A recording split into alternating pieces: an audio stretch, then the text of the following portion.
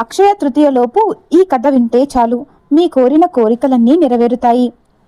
వినబోయే కథ సాధారణమైన కథ కాదు, మీ ఇంటి అదృష్టాన్ని మార్చగల పవిత్రమైన రహస్యం కలిగినటువంటి కథ. సంవత్సరంలో కొన్ని రోజులు మాత్రమే దేవతల కటాక్షం ప్రత్యేకంగా లభిస్తుంది. అలాంటి మహిమాన్వితమైన రోజుల్లో మొదటి స్థానంలో ఉన్నటువంటిది అక్షయ తృతీయ. ఒక్కసారి ఆలోచించండి, ఎందుకు ఒకరోజు బంగారం కొంటే శుభం అంటారు?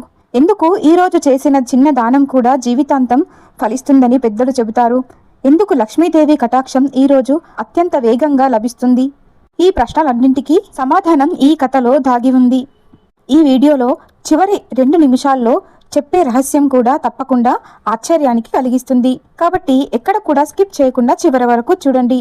అప్పుడే మేము ఏం చెప్తున్నామో మీకు పూర్తిగా అర్థమవుతుంది. పురాణాల ప్రకారం వైశాఖ మాసం శుక్లపక్షం తిథియ రోజున దేవతలు, ఋషులు, మహానుభావులు ఈ దినాన్ని అక్షయ ఫలదాయక దినంగా ప్రకటించారు. అక్షయ అంటే ఎప్పటికీ తగ్గని, నశించని, క్షీణించని ఫలం అని అర్థం. ఈరోజు మీరు చేసే పూజ, జపం, దానం, సేవ అన్నీ కూడా ఎన్నో రెట్ల పుణ్యఫలాన్ని తెచ్చిపెడతాయి. మీ జీవితంలో సంపద పెరుగుతుంది, శాంతి, ఐశ్వర్యం ప్రాప్తి కలుగుతుంది. ఎంతటి విశిష్టత కలిగినటువంటి రోజు ఈ అక్షయ తృతీయ రోజుగా పరిగణిస్తారు. ఈ మహిమాన్వితను తెలియజేసే గొప్ప కథ శ్రీకృష్ణుడు మరియు సుధాముడు యొక్క కథ. ఈ కథ గురించి వివరంగా తెలుసుకుందాం. సుధాముడు ఒక పేద బ్రాహ్మణుడు. అతని జీవితం కష్టాలతో నిండిపోయి ఉండేది. ఎప్పుడు కూడా అనేక రకాలుగా ఇబ్బందులు పడుతూ ఉండేవాడు. ఇంట్లో తినడానికి అన్నం కూడా లేకుండా ఉండడం, అదేవిధంగా ఇంట్లో పరిస్థితి అస్సలు బాగుండేది కాదు. పిల్లల ఆకలి కేకలు, భార్య బాధ, దరిద్రం ఇవన్నీ అతనికి రోజువారీ జీవితంగా మారిపోయింది. అయినా అతని హృదయంలో మాత్రం భగవంతుడిపై అపారమైన భక్తి ఉండేది. ఒకరోజు అతని భార్య అతనితో ఇలా అంటుంది, మీ బాల్యమిత్రుడు శ్రీకృష్ణుడు ఇప్పుడు ద్వారకాధీశుడు అయ్యాడు కదా, ఆయనను ఒకసారి కలిస్తే మన కష్టాలు తొలగిపోతాయని చెప్పింది. ఇంట్లో ఇవ్వడానికి ఏమీ లేకపోవడంతో చివరికి పొరిగింటి నుండి కొద్దిగా అడుకులను తెచ్చి ఒక చిన్న గుడ్డలో కట్టి సుధాముడి చేతిలో పెట్టింది. సుధాముడు ఎంతో ప్రేమతో ద్వారకకు చేరుకున్నాడు. అక్కడ రాజమహల్ గుమ్మం దగ్గరకు వెళ్ళగానే శ్రీకృష్ణుడు దూరం నుంచే తన స్నేహితుణ్ణి గుర్తించి పరిగెత్తుకుంటూ వచ్చి తన స్నేహితుణ్ణి హత్తుకొని, అలా శ్రీకృష్ణుడు సుధాముణ్ణి హత్తుకోవడం చూసిన వారందరూ ఆశ్చర్యపోయారు. ఆ తరువాత శ్రీకృష్ణుడు సుధాముణ్ణి తీసుకువెళ్లి సింహాసనం పక్కన కూర్చోబెట్టి స్వయంగా అతని పాదాలను కడిగి గౌరవిస్తాడు. ఆ తరువాత అతను తీసుకువచ్చినటువంటి చిన్న అటుకుళ్ళ గుడ్డను తీసుకొని ప్రేమతో నా స్నేహితుడి యొక్క కానుక అంటూ దానిని భక్తితో స్వీకరిస్తాడు.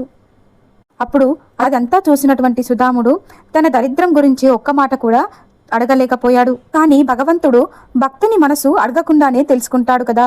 సుధాముడు తిరిగి తన గ్రామానికి చేరుకున్నప్పుడు తన చిన్న గుడిసె స్థలంలో అద్భుతమైన రాజభవనం కనిపిస్తుంది. అతని భార్యా పిల్లలు అందమైన వస్త్రాలతో సంతోషంతో కనిపిస్తారు.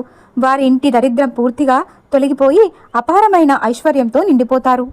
ఈ అద్భుతం జరిగిన పవిత్ర దినాన్నే అక్షయ తృతీయ అని విశ్వసిస్తారు. అందుకే ఈరోజు భక్తితో చేసిన చిన్న పనికి కూడా ఎన్నో రెట్ల ఫలితం అనేది లభిస్తుంది. అక్షయ ఫలితాన్ని ఇస్తుందని నమ్మకం.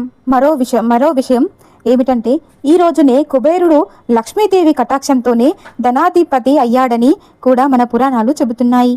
అందుకే ఈరోజు విశేషంగా బంగారం కొనడం, కొత్త వస్త్రాలు కొనడం, కొత్త వ్యాపారాలు ప్రారంభించడం, ఇవి ఇంటి లక్ష్మీదేవిని పూజించడం అత్యంత శుభప్రదంగా భావిస్తారు. ఈరోజు ఏం చేయాలి, ఎలాంటి పనులను ఆచరించాలి, ఏ విధంగా పూజను ఆచరించాలి అనే విషయాల గురించి ఇప్పుడు ఈ వీడియోలో వివరంగా తెలుసుకుందాం. ఈ రోజు ఉదయాన్నే నిద్రలేచి చక్కగా ఇల్లంతా శుభ్రం చేసుకొని ఇంటి గడపలకు పసుపు రాసి ఇంటి ముందు చక్కగా బియ్యం పిండితో ముగ్గును వేసుకోవాలి. అదేవిధంగా పూజ గదిని చక్కగా శుభ్రం చేసుకొని లక్ష్మీనారాయణును స్వయంగా పూజించాలి. వారికి చక్కగా పూలమాలను వేసి చక్కగా ఇంట్లో మొత్తం ధూపం వేసుకొని ఇంట్లో చక్కగా దీపారాధన చేసుకోవాలి. అదేవిధంగా బియ్యం, నీరు, పండ్లు, గోధుమలు దానం చేయాలి. ఈరోజు పేదలకి వీలైతే అన్నదానం చేయండి, అన్ని శుభాలు చేకూరుతాయి. తులసి దగ్గర దీపం వెలిగించాలి. కుటుంబంలో ఉన్న ఐక్యత అనేది పెరుగుతుంది.